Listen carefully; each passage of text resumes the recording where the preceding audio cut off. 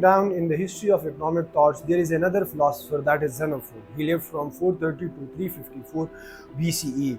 He was an Athenian aristocrat and a general. He was also a disciple of Plato. Most of his writing is around the education of the Persian prince, also around increasing the government revenue, and somewhat about economics. In economics, he gave the understanding of household management and farm management. Xenophon gave the Xenophon gave the concept that the manual work is not a moral thing. He gave that merchants and agriculture it's good and it have a good moral value, but manual labor it's not have a good moral value.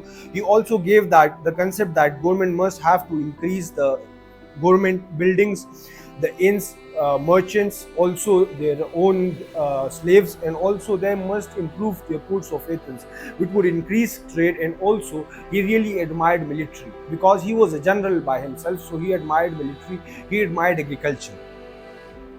Xenophon also gave some really economic insights about wealth. He said that what is a wealth? Wealth is beyond mere possession. Wealth is something that a person knows how to use it, and he also knows that when to use it.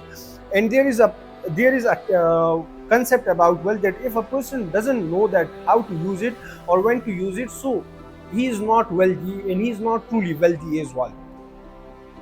He also gave the concept before Adam Smith, the division of labor, and also after 20 years, like after the Plato gave the concept of the division of labor, 20 years later, Xenophon have the observation about the small cities and the large cities. In small cities, he said that a single person he manufactures chairs, table, pillows, and many things, and he also trades, but it is not sustainable for this only man. Whereas in the large city, one person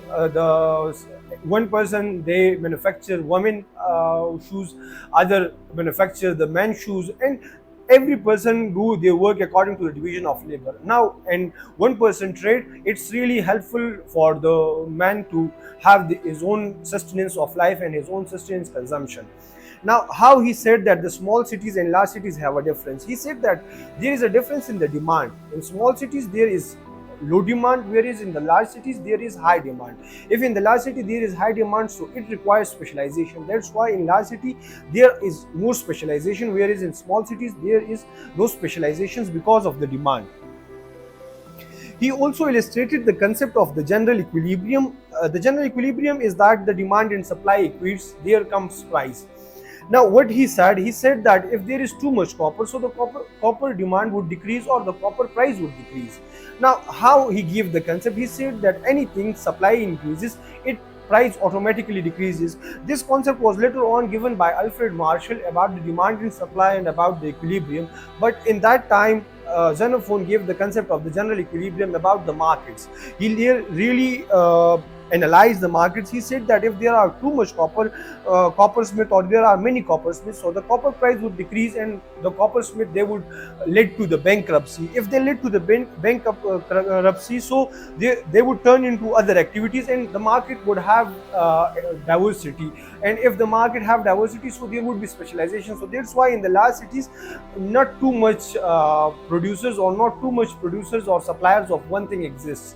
That was something that Xenophon was really understood this thing and this concept, and given the concept before Alfred Marshall, a clear understanding where we can see that how demand and supply work in general equilibrium, how the prices works. Also, he gave the concept of the division of labor as well.